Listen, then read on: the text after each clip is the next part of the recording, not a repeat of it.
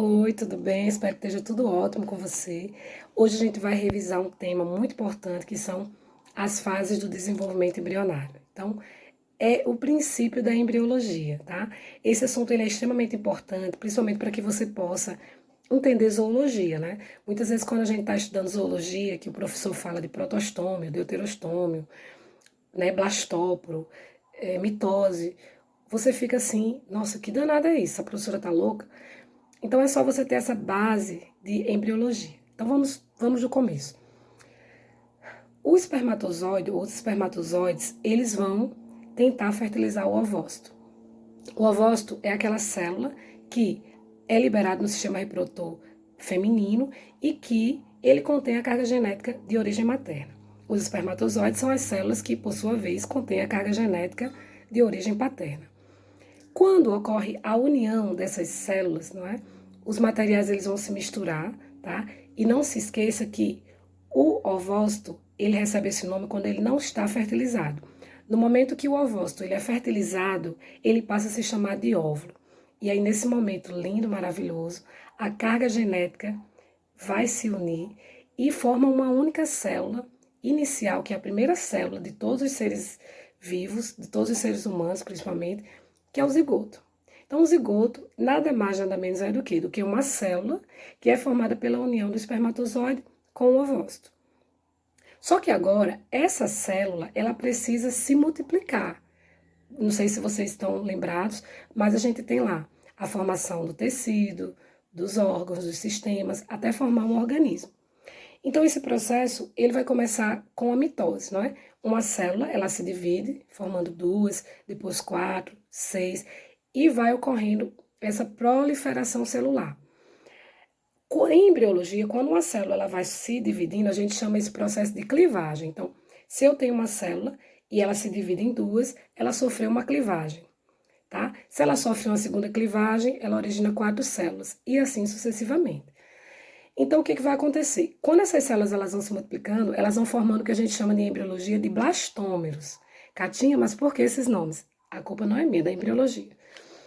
E aí, chega um momento que forma um maciço celular chamado de mórula. Essa mórula, ela continua se multiplicando, tá? E forma agora a blástula. A blástula, ela é uma estrutura, observem aqui, que ela vai ter uma camada de células na sua periferia, tá? Que é exatamente o trofoblasto ou trofoectoderma. Essas células, especificamente, elas vão originar os anexos embrionários, tá?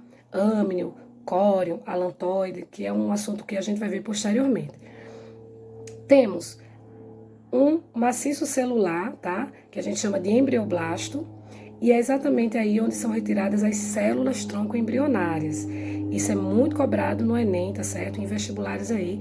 Essas células tronco embrionárias, elas são totipotentes. Por quê? Porque elas têm o potencial de gerar todos os tecidos e órgãos do bebê, tá? Então, numa blástula, o que a gente vai ter? A gente vai ter o trofoectoderma, o trofoblasto, que são as células periféricas. Tem o embrioblasto, que são as células tronco, e tem uma cavidade cheia de líquido chamada blastocele, tá? Então, tudo isso é aí o primórdio, né, do desenvolvimento desse embrião. Muito bem, essa célula continua se multiplicando e agora a gente tem uma fase que eu diria que é uma das mais complexas para muitos alunos e que ela é muito importante, certo? Que é a gástula.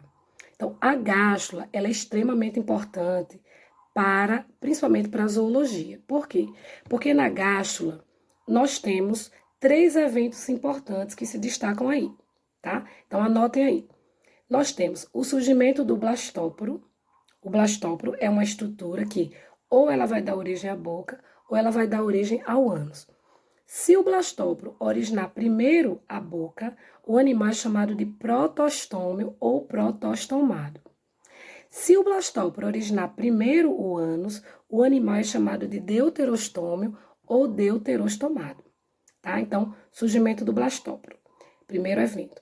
Em seguida, a gente tem o surgimento dos folhetos embrionários, que eu não sei se você recorda, é o ectoderma, o mesoderma e o endoderma. Caso o embrião, esse animal, ele tenha dois folhetos embrionários, que é o ecto e o endo, esse animal é chamado de diblástico.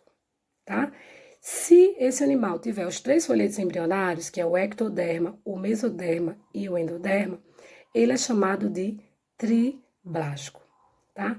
Então, recapitulando, a gente tem a formação do blastóporo, nós temos a formação dos folhetos embrionários, e aí vocês podem estar pensando, Catinha, mas por que eu tenho que saber disso? Gente, você não tem noção como isso é lindo, não. Olha só, cada folheto embrionário desse vai originar somente os tecidos e órgãos do bebê. Então, por exemplo, o ectoderma. O ectoderma ele vai formar o sistema nervoso desse bebê. E aí, se no momento do desenvolvimento embrionário, esse embrião ele tiver algum erro nesse processo de formação desse folheto, ele pode nascer com problemas relacionados ao cérebro, ao encéfalo, tá? Então, assim, é extremamente importante estudar isso para a gente entender posteriormente as possíveis doenças, tá? E o terceiro tópico, tá, é o arquêntero. O arquêntero é nada mais nada menos do que o intestino primitivo do bebê. Então, olha só, vamos recapitular tudo aqui, ver se ficou claro aí para você. Eu tenho a primeira fase do desenvolvimento embrionário aí que nós temos, que é a formação do zigoto. O zigoto ele se multiplica formando a mórula, depois a blástula. A blástula, ela tem o quê? As células tronco embrionárias, tá? E tem o trofoectoderma, o trofoblasto, que vai formar os anexos embrionários. Depois a gente tem a gástula, que é onde você tem a formação do arquêntero, a formação do blastóporo e a formação dos folhetos germinativos ou embrionários. E finalmente a gente tem a neurula, né? Quando a gente fala de neurula, eu estou me referindo exatamente ao quê? A formação do tubo nervoso desse embrião, tá? E uma estrutura muito legal chamada notocorda. Essa notocorda, ela posteriormente, ela pode classificar esse animal como vertebrado ou invertebrado.